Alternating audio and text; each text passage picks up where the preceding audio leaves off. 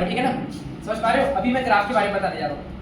Actually में क्या है बच्चे, जैसे कि एक कण है ना, या फिर एक कार है बच्चे, ठीक है ना, एक कार है, ठीक है, एक कार है बच्चे, इसका प्रारंभिक वेग u है। क्या है? प्रारंभिक वेग u है। एक कार है, हाँ, इसका प्रारंभिक वेग क्या है बच्चे? u है।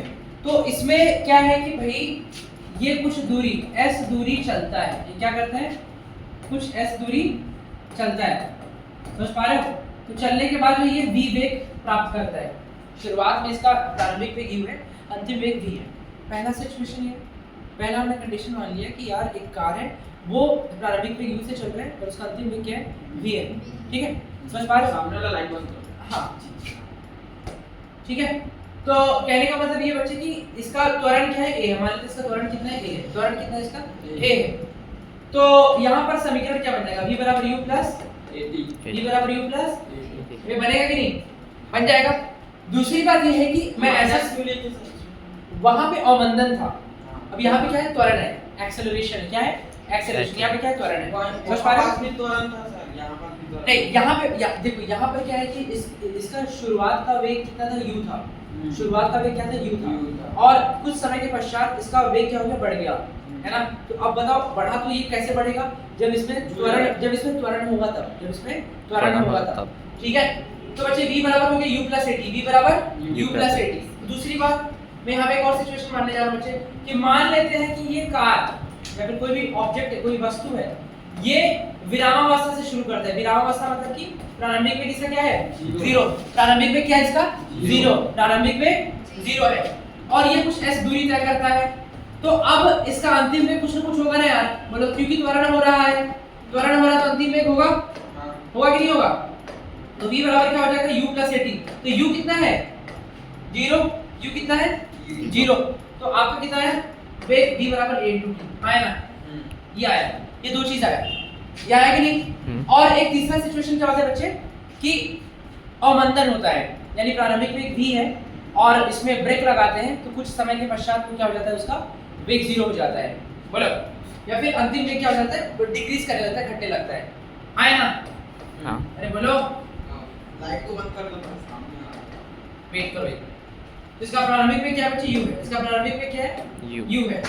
तो प्रारंभिक वेग बच्चे u है, तो ये कुछ दूरी चलेगा और दूरी चलने के बाद क्या हो जाएगा? रुक जाएगा, या फिर इसका कुछ वेग होगा जो कि प्रारंभिक वेग से कम होगा। प्रारंभिक वेग से कम क्यों होगा जानते हो? क्योंकि वो डिक्रीज कर रहा है, घट रहा है, बोलो। तो अवमंदन होगा, तो अवमंदन का समीकरण क्या होता है? v बराबर u माइनस at। क्लियर है कि नहीं? बोलो, लास्ट वाला एक बार पहला वाला बताओ, नहीं, लास्ट वाला। लास्ट वाले में देखो बच्चे, ये है ना, मैंने ये बोला कि इसका प्रारंभिक वेग क्या है? u है और t समय के पश्चात उसको, उस पे जब ब्रेक लगा तो t समय के पश्चात उसका वेग घट गया और वो घटा तो कितना? v बराबर u माइनस at हो गया, v बराबर u माइनस at हो गया, ठीक है, समझ पा रहे हो। तो ये हमारा तीन सिचुएशन होता है, हमें तीन कंडीशंस को समझने पड़ेंगे। अब हमारा मेन टास्क क्या है? इसमें ग्राफ को बनाना। क्या करना? ग्राफ बनाना। तो यार देखो, पहला v बराबर u प्लस at, इसका ग्राफ कैसे बनेगा?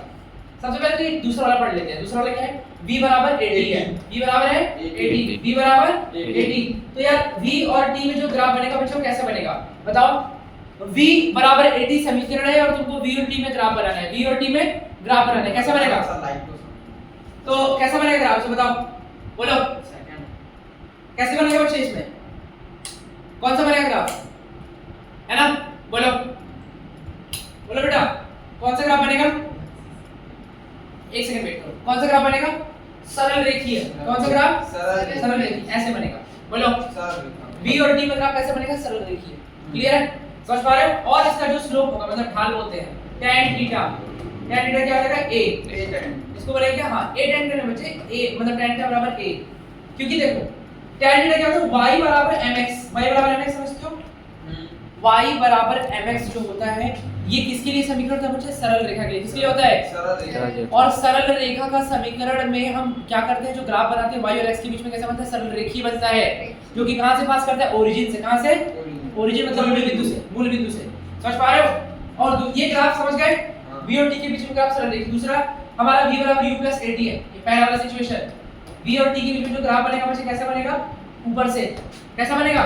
ऊपर से, थोड़ा ऊपर से। और इसको बोलते हैं c इंटरसेप्ट। कितना है? u, प्रारंभिक वेग u, और बच्चे कितना हो जाएगा? थीटा। c तो 80 होगा, नहीं, c जो होता है वो इंटरसेप्ट होता है, ठीक है।